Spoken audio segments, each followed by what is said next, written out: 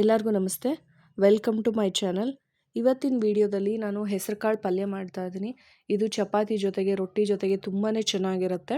ಆ ಪಲ್ಯ ಹೇಗೆ ಮಾಡೋದು ಅಂತ ತೋರಿಸ್ತೀನಿ. ಅದಕ್ಕಿಂತ ಮುಂಚೆ ಯಾರೆಲ್ಲ ನನ್ನ ಚಾನಲ್ನ ಸಬ್ಸ್ಕ್ರೈಬ್ ಆಗಿಲ್ಲೋ ಪ್ಲೀಸ್ ನನ್ನ ಚಾನಲ್ನ ಸಬ್ಸ್ಕ್ರೈಬ್ ಆಗಿ ನಿಮ್ಮ ಸ್ಕ್ರೀನ್ ಮೇಲೆ ಕಾಣ್ತಿರೋ ಬೆಲ್ ಬಟನ್ನ ಕ್ಲಿಕ್ ಮಾಡಿ ಸಬ್ಸ್ಕ್ರೈಬ್ ಮಾಡಿ.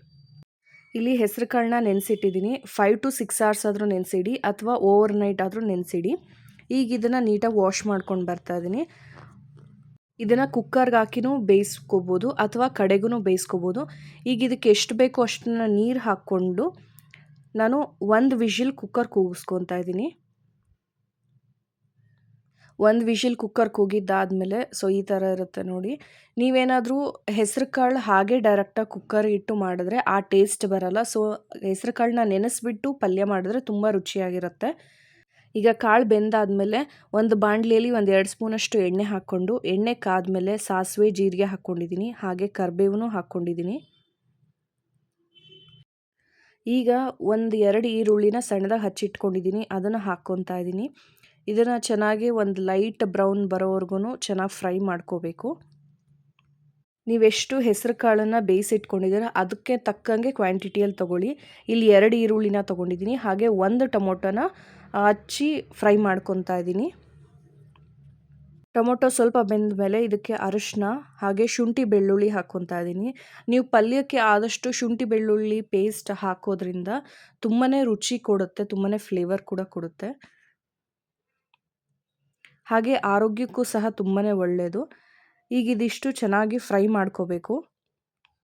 ಈಗ ನೀವು ನೋಡ್ತಿದ್ರಲ್ಲ, ಈರುಳ್ಳಿ ಟೊಮೊಟೊ ಎರಡು ಚೆನ್ನಾಗಿ ಬೆಂದಾದ್ಮೇಲೆ ನೀವೇನು ಬೇಯಿಸಿಟ್ಕೊಂಡಿರ್ತೀರಲ್ವ ಹೆಸರು ಕಾಳು, ಇದಿಷ್ಟೂ ಇದಕ್ಕೆ ಹಾಕ್ಕೊಳ್ಳಿ. ಹಾಗೆ ಇದಕ್ಕೆ ನೀರು ಸ್ವಲ್ಪ ಕಮ್ಮಿ ಅನಿಸ್ತು ಅಂದರೆ ಸ್ವಲ್ಪ ನೀರನ್ನು ಹಾಕ್ಕೋಬೋದು.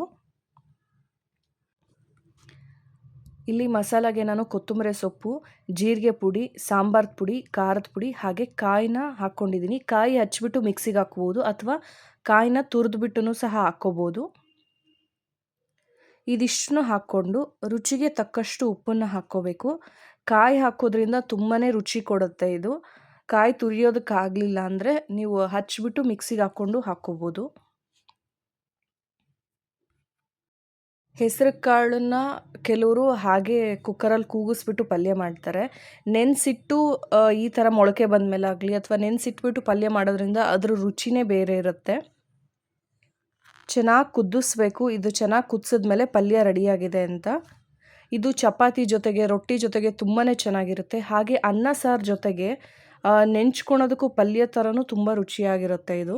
ಈ ಥರ ಹೆಸರು ಕಾಳು ಪಲ್ಯ ಮಾಡಿದ್ದೀರಾ ಇಲ್ಲ ಅಂದರೆ ಒಂದ್ಸಲ ಟ್ರೈ ಮಾಡಿ ನೋಡಿ, ತುಂಬಾ ರುಚಿಯಾಗಿರುತ್ತೆ. ನಿಮಗೆ ಈ ವಿಡಿಯೋ ಇಷ್ಟ ಆಗಿದೆ ಅಂದ್ಕೊಂಡಿದ್ದೀನಿ. ಇಷ್ಟ ಆಗಿದರೆ ಪ್ಲೀಸ್ ಲೈಕ್ ಮಾಡಿ, ಶೇರ್ ಮಾಡಿ ಹಾಗೆ ಸಬ್ಸ್ಕ್ರೈಬ್ ಮಾಡೋದನ್ನ ಮರಿಬೇಡಿ.